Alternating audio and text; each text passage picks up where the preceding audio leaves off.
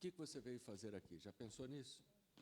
Você acordou e veio para cá fazer o quê?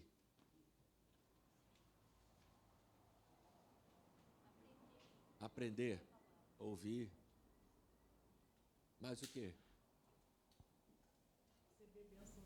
Receber bênção do Senhor. Agradecer, comunhão. Mas o quê? Agradecer pelas bênçãos recebidas. Muito bem. Louvar. Mais o quê? Buscar Deus. Buscar Deus. Buscar Deus. Buscar Deus. Buscar a Deus. Isso aí. E aprender mais a palavra. E aprender mais a palavra. Pois é. E o papel da igreja é tudo isso. Vou puxar essa mesinha aqui só para...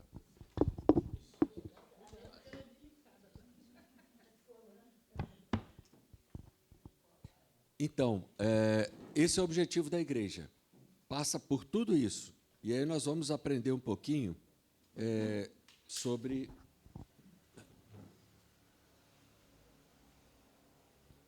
a diversidade do papel da igreja, as diversas funções que nós temos registrado na Palavra de Deus.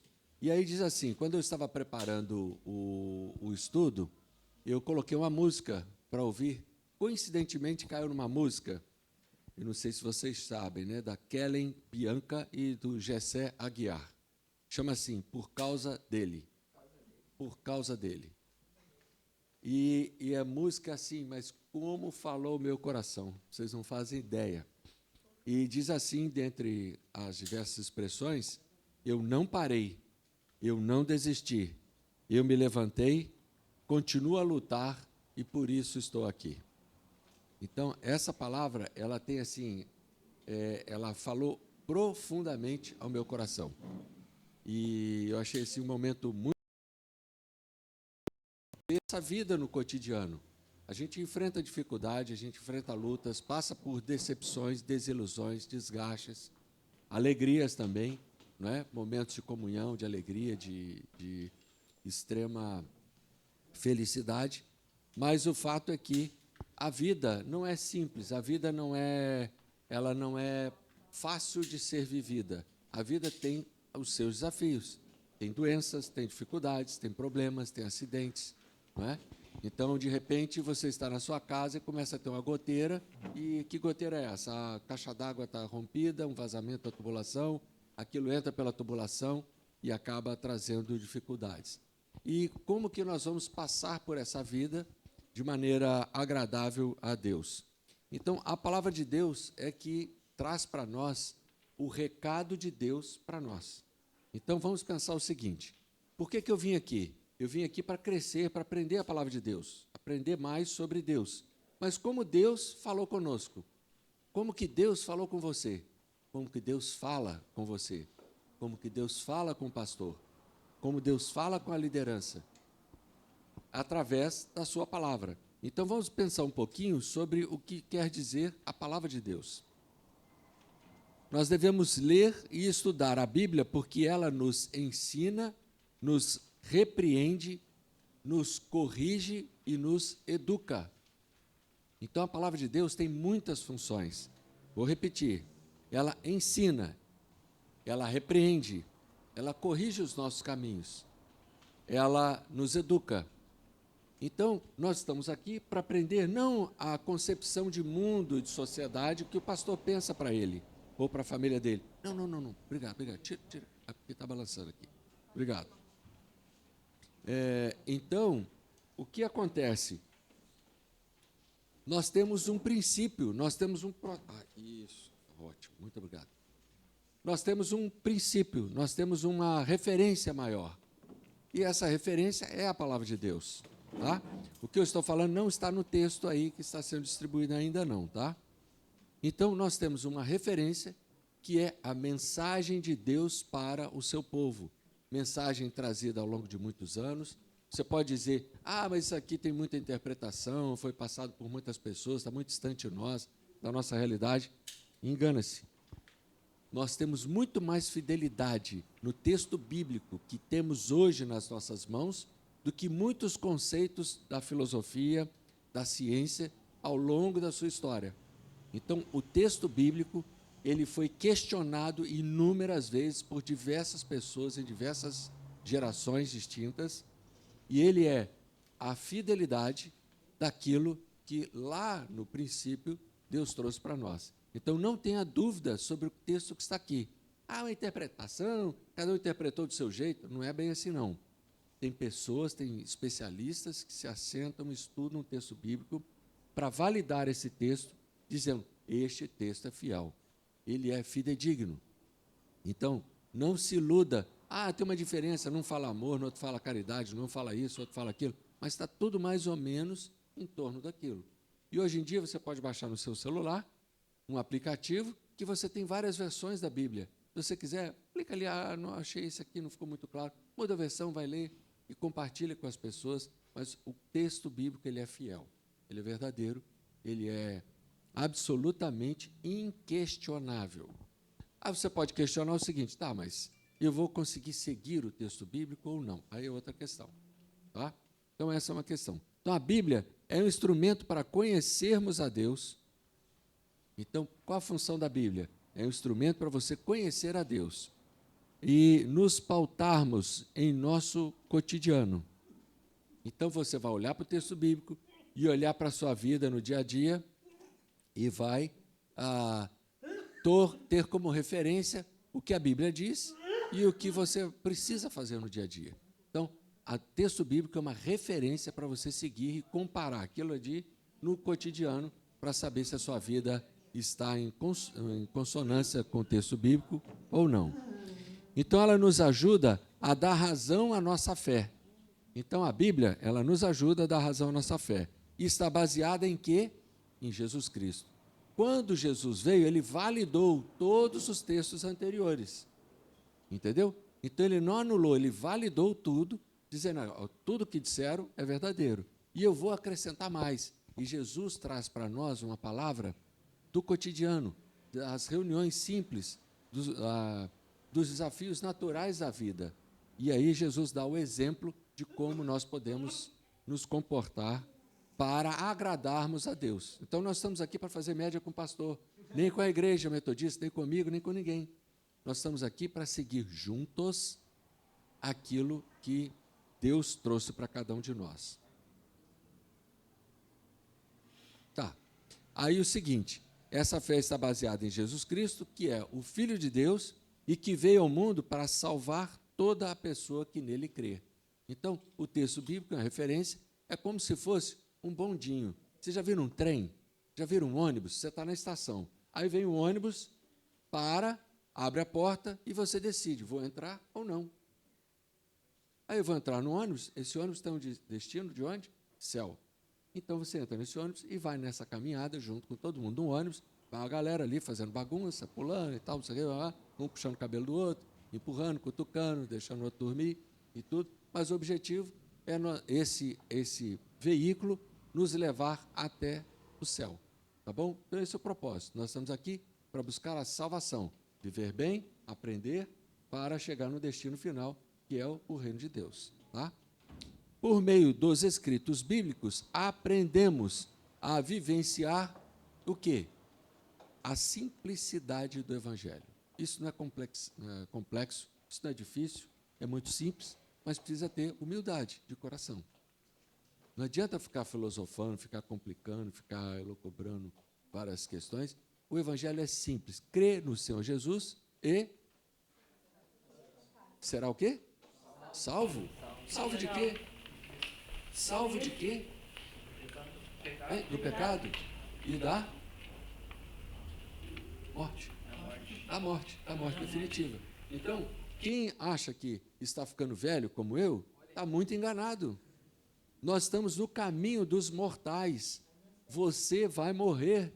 Questão de dias, de horas ou de anos, você vai morrer. Sabia disso? É uma notícia triste, né? Eu não imaginei que você pudesse vir aqui para ter uma notícia dessa. Eu quero dizer, querida, a senhora vai morrer. E o pior de tudo é que eu também vou morrer. Eu vou morrer. Eu não queria morrer, eu queria viver eternamente, mas eu vou morrer. Todos nós vamos morrer. A maior realidade que nós temos na nossa vida é que você não vai ficar bonitinho, esticadinho assim. Você vai ficar velho, vai ficar curvando, e vai morrer. Oi? E não adianta tomar colágeno. Ah lá, falou a doutora. A doutora está garantindo para nós, de acordo com a ciência, tá bom? Não adianta colágeno, você vai ficar enrugado, você vai ficar velhinho, vai ficar desgastado, dor junto, perna vai ficar difícil, né? Vai ficar... Meu sogro, falecido, ele dizia assim, ficar velho é terrível, que você quer colocar a perna ali, a perna não vai só até aqui, entendeu?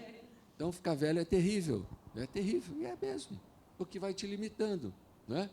Mas o melhor de tudo é que um dia você vai ter um corpo diferente, um corpo especial.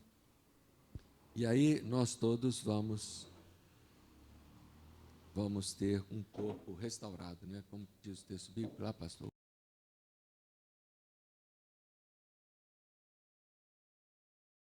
Não é só lá mesmo. A vida cristã deve ser vivida no cotidiano, quer dizer, no dia a dia que nós vamos viver. Não é só no domingo, não é só aqui, não é só em casa, não é só no trabalho, é no cotidiano. Pelos homens e pelas mulheres, viu? A linguagem aqui é inclusiva. Homens e mulheres vão estar vivendo isso no cotidiano. Que de fato amam a Deus sobre todas as coisas e ao próximo como a si mesmo, através do conhecimento e da prática da palavra. Esse texto não é para você ler, ficar encantado, chorou, desceu lágrima, fecha e agora eu vou viver minha vida. É para ele ser vivido no dia a dia. É difícil? Não. É muito difícil. Não é difícil, não. É muito difícil. É muito difícil. Mas como que eu vou conseguir fazer isso? Se você me ajudar. Como a dona Gladys abriu a porta da casa dela para receber a igreja, hoje nós estamos aqui. Vocês fazem ideia de quantas pessoas foram atingidas com o Evangelho desde aquele dia sentado na cama lá na casa da dona Gladys? Fazem ideia? Então, é esse o papel nosso de sermos multiplicadores desse texto bíblico na prática do dia a dia. Eu vou praticar todos os dias esse texto bíblico, levando pessoas ao conhecimento de Cristo. E aí nós chegamos a uma questão. Bom, e agora? Por isso estamos aqui. Então agora vamos falar da igreja, do corpo de Cristo. Mas entenderam que é fácil viver esse texto? Esse texto não é para ser grifado, bonitinho, floreado, e fecha, e põe na gaveta, e vira as costas e vai embora, não. É para ser vivido, para colocar isso no nosso coração e praticar esse texto bíblico no dia a dia. É fácil? É fácil? Não? Não. Mas como é que eu vou fazer isso? Com a ajuda de você. Então você vai me ajudar e eu vou te ajudar.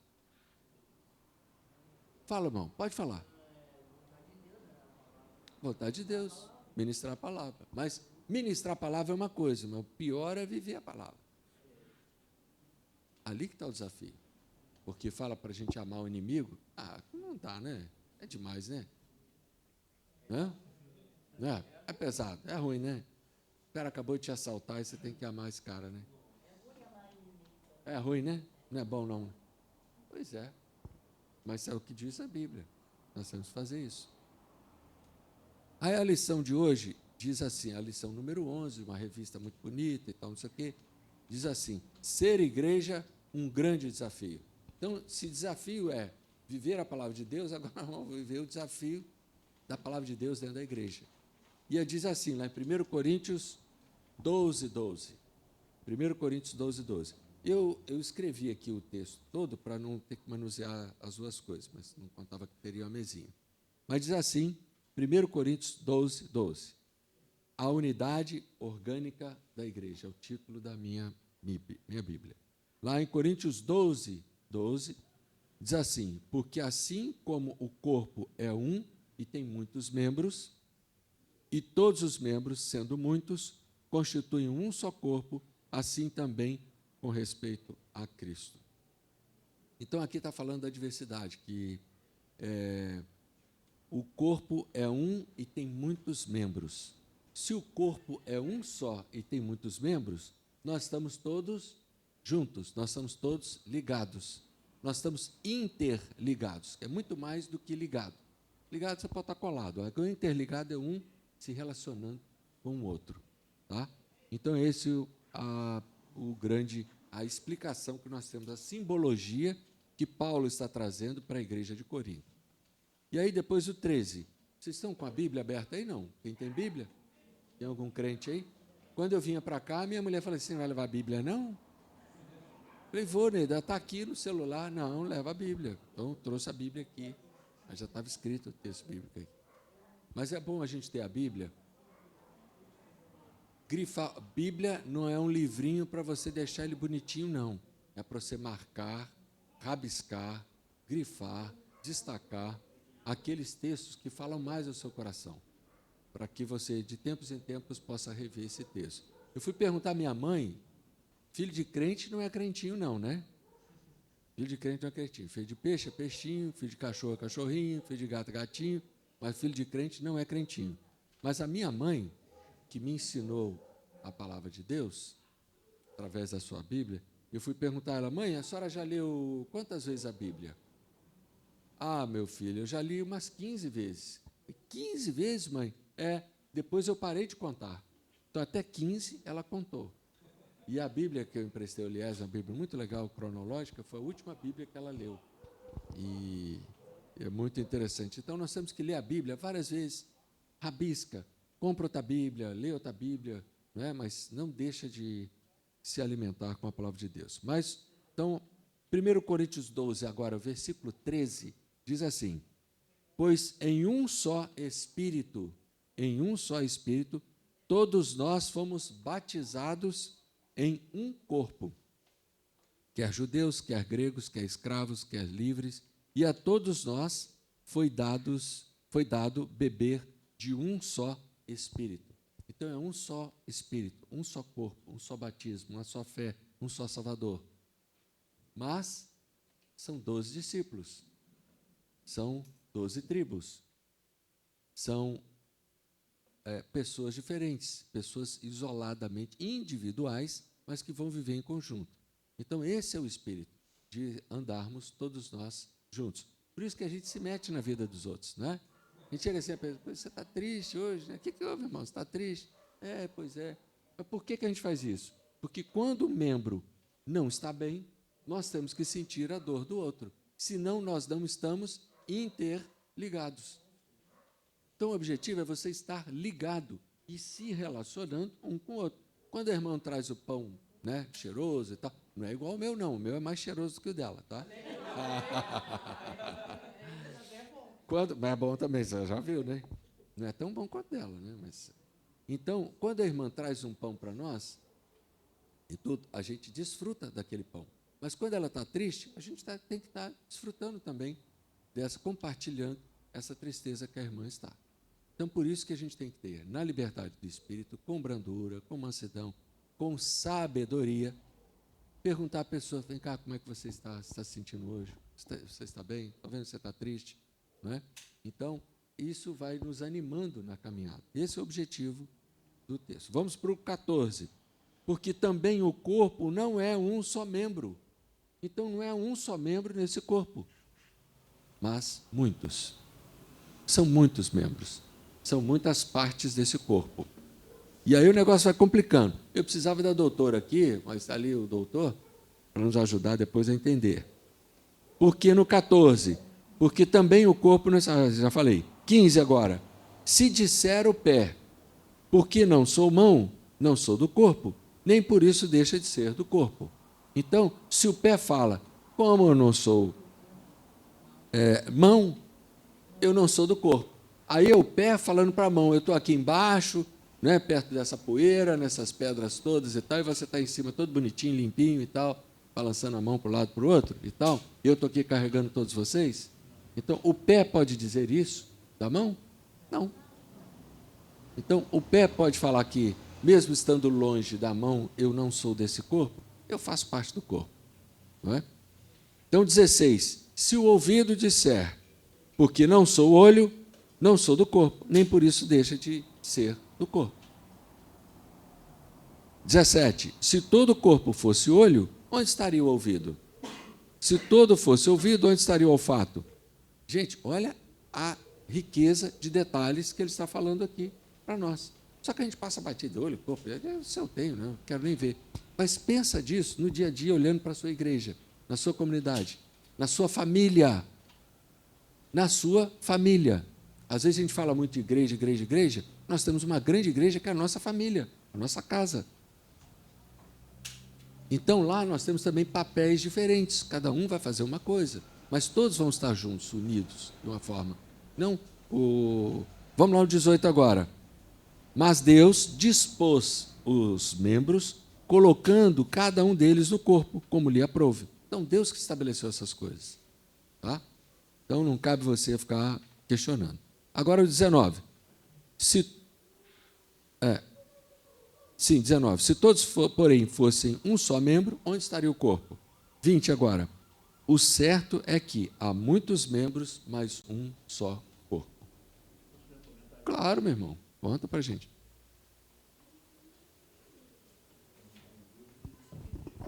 A diversidade no corpo não surge por acaso. É planejada por Deus, é essencial.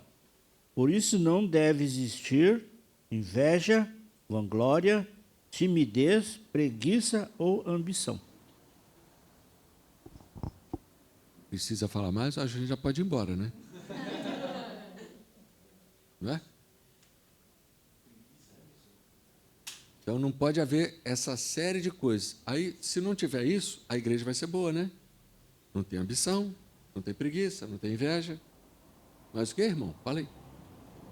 Preguiça, ambição, inveja. Isso deve existir inveja, vanglória, timidez, preguiça ou ambição. Vanglória e timidez são duas coisas opostas, né? Vanglória, eu sou o tal, não é? E a timidez, eu não sou nada. Vocês estão vendo a diferença? Entendeu? Então a igreja é um lugar onde cabem todas as pessoas, não é? É só o santinho, só quem não peca? Não. Você vem para cá, traz a sua vida e vamos transformar o seu cotidiano de acordo com a palavra de Deus. Uns estão mais perto, outros estão mais longe do que aquilo que diz a palavra. Por exemplo, quem nunca veio na igreja pode dizer: ah, mas eu nem sei como é que me comporto lá. Eu nem sei o que eu faço, o que eu não faço. Às vezes a pessoa nem sabe que roupa eu vou, não é? Eu vou de tênis, eu vou com sapato, eu vou de terno, ou eu vou, não é, de uma roupa esportiva, entendeu? Então, no dia a dia que a gente vai se aproximando e chegando a alguns propósitos e procedimentos para nos aproximar. Eu vou ler o texto todo, ele vai repetindo, mas é bom. Repetir é didático. Repetir é didático. Porque você olha assim, fala, não, mas é bom, repetindo que você vai aprendendo. 21. Não pode os olhos dizer à mão, não precisamos de ti, nem ainda a cabeça aos pés, não preciso de vós. Imagina a cabeça fala, eu sou a cabeça, só eu que penso nesse corpo. Só eu que penso. Você não faz mais nada. Fica aí nesse pé aí embaixo, comendo poeira, não é? Eu que penso e não faço, não, eu tenho que carregar você para todo lado. Aí o coração fala, mas se eu não bombear o sangue, você não vai pensar. É só 1 minuto e meio e acabou. 1 minuto e meio? 5 minutos. Está vendo? 5 minutos e acabou. Então, percebe a diferença? Por isso que a gente precisa compreender, olhar uns para os outros e ter mais compaixão, mais alegria, mais simplicidade, mais liberdade, ao mesmo tempo mais respeito. Às vezes falta respeito no nosso meio, não é? Falta de respeito com a autoridade da nossa igreja, que é o pastor. Entendeu? Você tem respeitado o pastor? Você tem honrado o pastor? Você tem cuidado dele? Orado por ele, pela família dele? O pastor é o alvo número 1 de Satanás nessa igreja. Oi? Falta de educação para o pastor? Ah, você sabe, eu não vou falar. Você sabe, né? Só pensar. Você sabe quando honra uma pessoa, quando não honra, né? Como pastor, ele fala como que é uma pessoa educada com um pastor daí. Educado, exatamente, da forma educada, com todo mundo. De ser educado com o pastor que falou. Exatamente. Eu sou educado, nossa educação. Ontem nós falamos sobre também dos jovens, cuidado da educação entre os jovens. Né? Falei para eles, qual que é a diferença do pregador e do pastor? O pregador prega, o pastor é o que fica com o povo depois que o pregador pregou, né? E quando o pregador está pregando, todo mundo, amém, glória a Deus, aleluia. Mas aí o pregador vai embora um dia e fica o pastor aqui, o pastor conhece, As ovelhas dando glória a Deus, aleluia. Até parece que engana o pregador. O pregador consegue enganar, mas o pastor não, se arrebenta aqui um no outro, né? Aí eu falei, vou chamar a atenção de alguns aqui para que vocês peçam perdão uns para os outros. E aí eles se abraçaram, pediram perdão, resolveram e respeitaram ontem. Mas digo para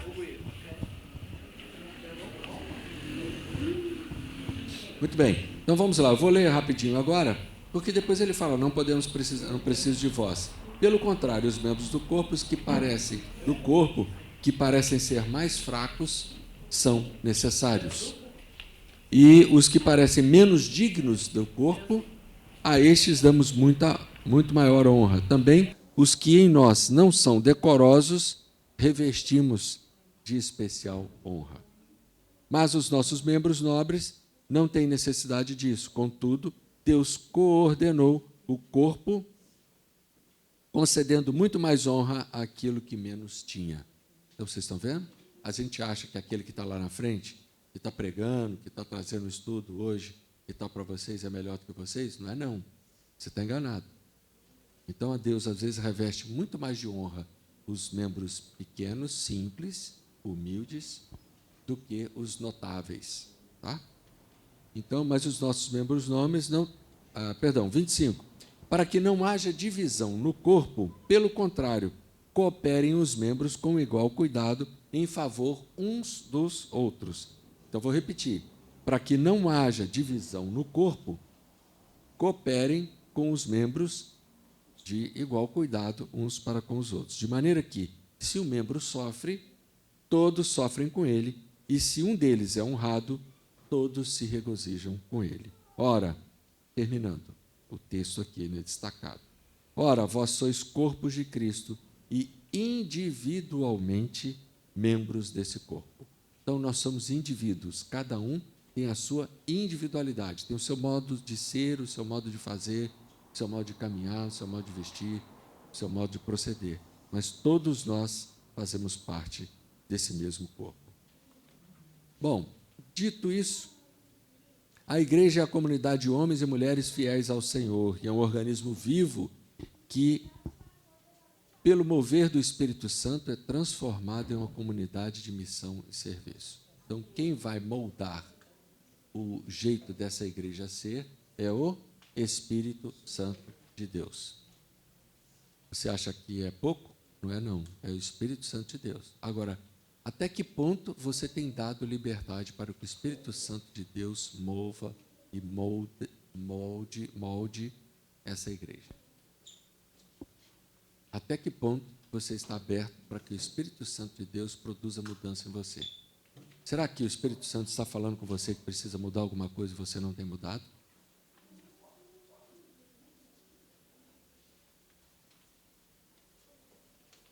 Por meio dessa igreja e da multiforme sabedoria de Deus, ela que se torna conhecida agora dos principados e potestades nos lugares celestiais. Olha a briga que nós estamos nos metendo.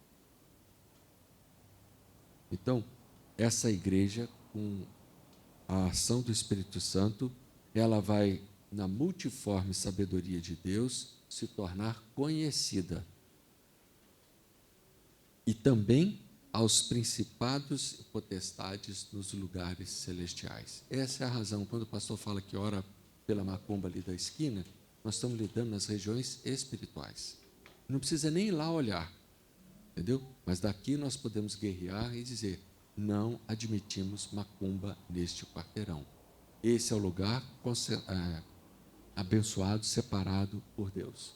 Mas por quê? Macumba tem a ver com o reino de Deus? Não, lamentavelmente não. Mas tem pessoas que adotam outra prática cultica.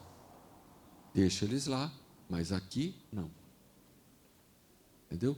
Se possível, vamos semear, apresentar a eles como os mordomos. Um termo que eu acho brilhante da Bíblia é que nós somos mordomos. Mordomos é como se fosse o garçom, que passa com uma roupa impecável, com uma luvinha branca, com uma bandeja linda, maravilhosa, apresentando o reino de Deus para as pessoas. Você aceita, você aceita, você aceita, aceita, aceita. E a pessoa tem a liberdade de aceitar ou não o reino de Deus, como está escrito na palavra de Deus. Se ele não quiser, não tem problema nenhum. E eu ouvi de uma pastora, não me lembro qual o teólogo, que diz que Deus é tão gentil, Deus é tão educado, que Ele criou o inferno para quem quiser ficar longe dele. Eu achei isso brilhante, porque ilustra muito bem isso. Deus é generoso, Ele é compreensível, um Deus amoroso, Ele não quer forçar ninguém. Ele não quer forçar ninguém. Eu me lembro de um pastor que eu conheci no Rio de Janeiro, quando eu namorava aquela mulher linda ali. Mandei bem, né? Aí, o pastor Joaquim, ele fazia um trabalho no presídio. E tinha lá uma série de pessoas que ele estava pregando, mas não tinha fruto, não tinha nada, o evangelho não avançava. E ele, um dia, tentando criar uma igreja dentro do presídio, e ele viu que tinha um presidiário que ficava separado de todo mundo, ele tinha uma ferida muito estranha no olho, e aquilo não se curava, era uma coisa repugnante, e ele sentiu no toque, né, de ir lá pregar para essa pessoa. E todo mundo falou, não vai não, que ele é muito violento. Não, deixa eu ir lá falar com ele. Ele foi, falou para esse camarada, e o camarada se converteu dentro da prisão. E dali para frente, começou o evangelho crescer dentro da prisão e tal, e ele achava assim, e esse cara virou um grande pregador. Falou, pastor, vem aqui domingo que vem que o fulano de tal vai aceitar Jesus. Tá, então, ele já conversou e tal, né? Tá bom. Ele chegava, o cara aceitava Jesus. Vem agora no outro domingo que o outro fulano vai aceitar Jesus. O outro aceitava, e aquilo ele achou. Até que um dia ele viu, pode vir no domingo que vem, porque o fulano não aceitou esse domingo, não, mas no próximo ele vai aceitar. Ele achou aquilo estranho. Não, vem no outro, ele não aceitou, não, mas no próximo ele vai aceitar. E num determinado culto, chega o pastor, esse grande evangelista da prisão, com um camarada debaixo do braço, numa gravata, deu assim, aqui pastor, vem aqui, ele vai aceitar Jesus agora. Então ele estava ameaçando as pessoas. Ele achou tão brilhante, tão encantador o reino de Deus, que ele queria forçar as pessoas a aceitarem Jesus. Entendeu? Então não é assim, não é por força nem por violência. Que quem convence do pecado, da morte e do juízo é o Espírito Santo de Deus. Então, como que você vai fazer isso? Quando você estiver cheio do Espírito, você vai transmitir esse reino para as outras pessoas. Outra expressão que eu gosto muito é que nós devemos exalar o aroma de Cristo. Não precisa na gravata. Simplesmente passar perto das pessoas, as pessoas vão sentir o cheiro agradável. Quando você não toma banho, está ali aquela coisa mais assim, as pessoas não sentem um cheirinho diferente? Não é? Então, quando você passa o perfume, também as pessoas não sentem o cheirinho? Não precisa tocar nas pessoas, só de passar perto, não precisa falar nada. Só de passar perto, as pessoas vão sentir o aroma de Cristo. Só para vocês acharem engraçado. Eu estava na pré-escola e tinha uma menina chamada Brenda. Ela era muito cheirosa. Quando a Brenda abraçava, eu fazia assim, ó. Eu sentia aquele cheirinho da moranguinho, sabe? Na pré-escola.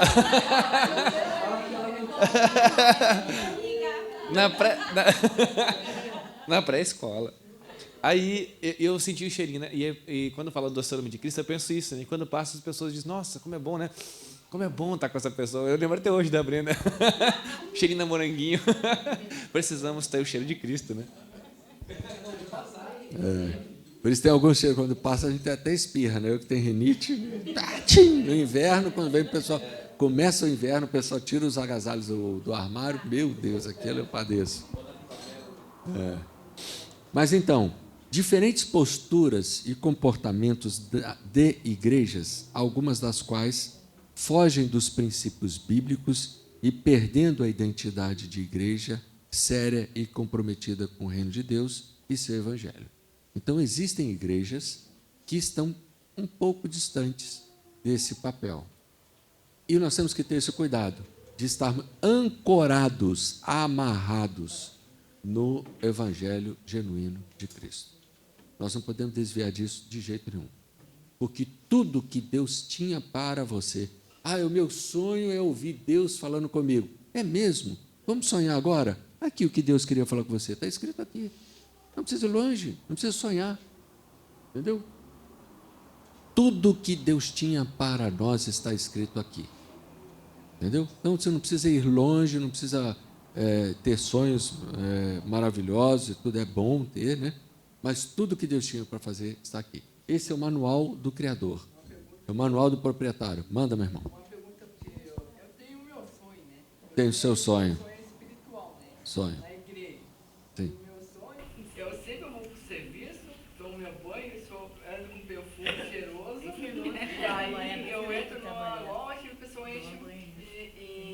cheiro do perfume meu que eu uso, caiai, né, que eu uso sempre. Porque eu sou espiritual, porque eu gosto da igreja, porque eu venho nos cultos todos os domingos, né, uma vez eu faltei nos cultos que eu posso amar, sentiu minha falta, né, então quando coração muito que eu gosto de culto jovem, porque eu sou muito espiritualmente, eu gosto de oração muito, por isso que eu gostei da vigília que o pastor Marcos me convidou aí, ele que é o moço da Bom Jesus aí, primeira vez que eu senti no coração meu, de entrar na igreja, buscar Deus mesmo, e curtir mais um ano que eu vou fazer, né, que a minha vida pertence a Deus. Amém. Por isso que eu gosto da igreja e o pastor Marcos é muito gentil. É só isso que eu ia falar. Amém. É isso aí. Então, é isso mesmo. O pastor canta, louva a Deus e tudo, para animar a gente e orientar também, não é? Então, por isso que nós temos que ter um cuidado especial pela vida do pastor. Agora, os critérios para que essa igreja seja saudável passa por essa situação aqui, onde nos alimentamos da palavra de Deus, da oração e da ceia do Senhor. Então, qual o papel da igreja? É nos alimentarmos da palavra de Deus, da oração e da ceia do Senhor.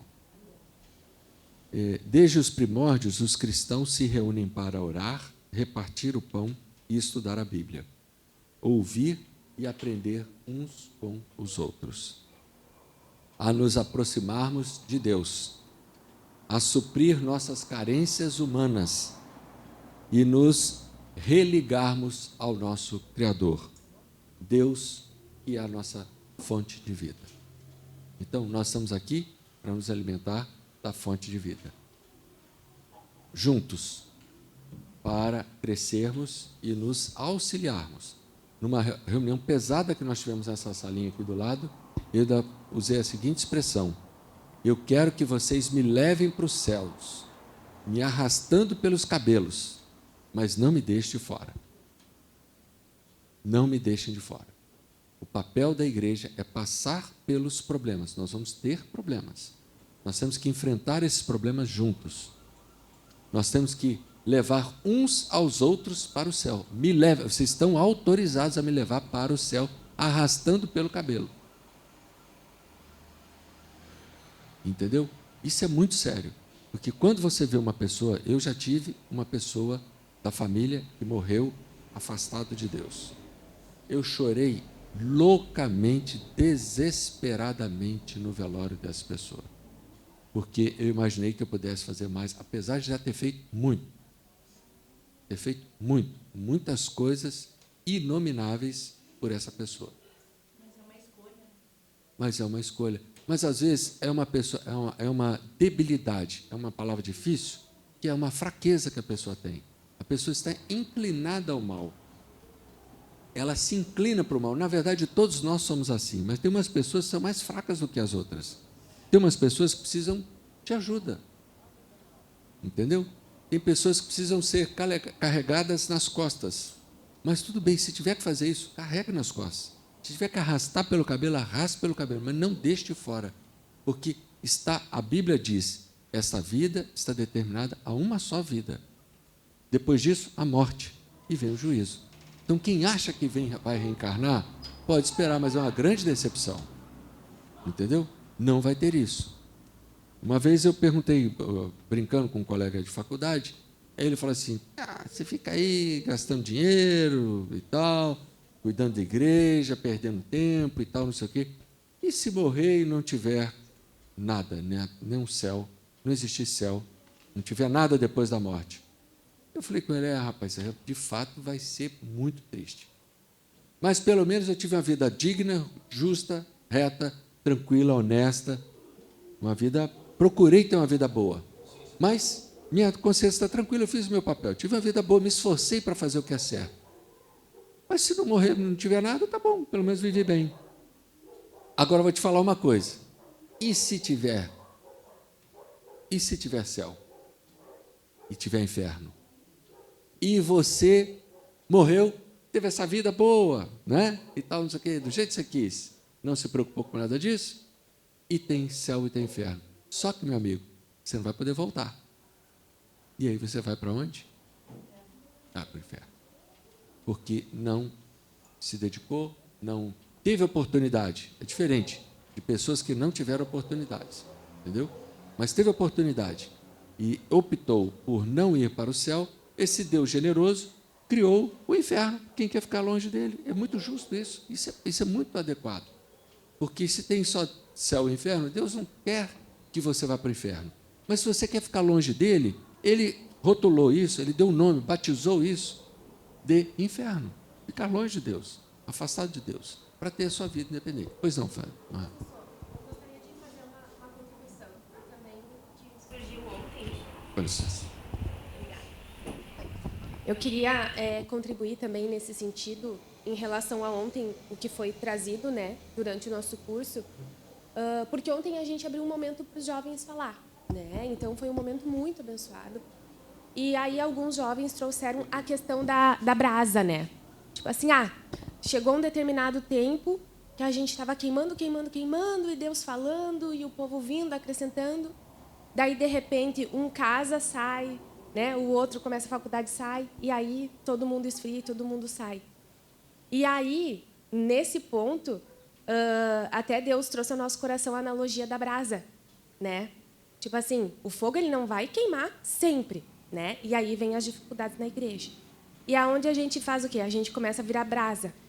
E como que a gente faz novamente para voltar a queimar? As brasas têm que se unir, né? Uma brasa sozinha lá, vai vir o vento, vai apagar, vai chover, vai molhar, se foi, né? Então, aí vem a importância da necessidade que a gente tem de estar na igreja, né? Olhar para aquilo que nos traz esperança, procurar ajuda, né? Eu não estou conseguindo, estou com dificuldade nessa parte, né? A brasa não pode apagar, mas se ela estiver sozinha, ela vai apagar, né? E a gente tem que olhar para aquilo que nos dá esperança, aquilo que nos move diante do Senhor. E muitas vezes o que acontece, que as pessoas esfriam, começa a olhar para a dificuldade, né? Para a chuva, para o vento, começa a olhar para as outras coisas e esquece que quem vai lá e acende a chama em nós é o Senhor, é o Espírito Santo. E acaba esquecendo disso. E aí eu louvo muito a Deus na profissão que eu estou, porque cada dia que eu convivo lá dentro do hospital, tem coisas que me nascem a esperança. Sexta-feira eu estava de plantão, e aí eu entrei num quarto lá de um casal, né? Eu pensei assim, Senhor, eu estou tão cansada, sabe? Né? Alivia o meu fardo, eu estou cansada, eu estou exausta. E daí é plantão um dia sim, um dia não, um dia sim, um dia não. E aí entrei num quarto e eu senti uma coisa diferente naquele quarto. Daí era uma gestante de gêmeos. E aí eu perguntei os nomes dos gêmeos. E aí ela falou, Caleb e Josué. Eu disse, oh Deus. Na hora eu falei assim, eu lá vendo os batimentos, que eu digo, oh Deus. Eu disse, daí o marido dela me olhou assim, eu disse, vocês são cristãos, né? E eles são. E aí eles contaram o testemunho deles, que eles foram diagnosticados que eles não poderiam ter filhos, né? A esposa tinha mioma, endometriose e tinha ovário policístico. Gente, isso é gravidez zero, né? E aí Deus foi lá e abençoou ela com gêmeos, né? O José e o Caleb. Aí eu disse, Senhor, obrigada. Então, na hora, o meu cansaço foi restaurado. Então, quando a gente começa a olhar para coisas que nos dá esperança, alimentar a nossa fé, ouvir a palavra de Deus e procurar irmãos que realmente vão ajudar a gente a renovar essa fé, né? Eu costumo dizer assim que quando a gente vê uma brasinha começar a apagar, a gente vai lá e puxa a brasinha junto das outras brasas que ainda estão acesas ou traz para perto do fogo que está queimando, né? É isso mesmo. E interessante, você falou da brasa, né? Quando o Espírito Santo desceu sobre a igreja, o que parecia? Como línguas de fogo. Línguas de fogo. Então, e o fogo tem uma característica de purificar mesmo, né? Eu já fiz estágio em siderurgia. Quando você vê a lança de oxigênio descendo dentro de um pote imenso que é o alto forno, aquilo incendeia, aquilo voa brasa para todo lado, é um espetáculo, uma coisa maravilhosa. E é um barulho que treme tudo, é uma explosão que acontece, né? Para atingir a temperatura maior e derreter ali os metais, né? E é uma coisa assim impressionante, é uma coisa maravilhosa assim. É uma cena indescritível. Eu gostava de ficar parado lá olhando e tal, mas é muito quente e é muito perigoso, é uma área de alto risco, né? Mas é uma coisa assim que surpreende, né? O fogo encanta todo mundo, né? Desde pequeno, você mostra para uma criança o fogo, né? Ela vai lá e põe a mão no fogo, e atrai, né? E esse é o papel da igreja, né? De semear esse fogo no meio do povo, no meio da cidade, fazer diferença aqui no nosso bairro, onde nós estamos plantados. E esse fogo só vai queimar as outras pessoas, só vai transmitir esse calor e incendiar as outras pessoas com a proximidade. Esse é o papel da igreja, andando junto, caminhando e superando as dificuldades com muita tolerância, com muito amor, com muito respeito, com muito carinho, mas exalando o aroma de Cristo. Tá bom? Isso aí. Podemos orar então? Pastor, agradeço pela oportunidade, pelo privilégio. E antes de preparar esse estudo, pode ter certeza que Deus visitou o meu coração, Deus está fazendo algo novo na minha vida também.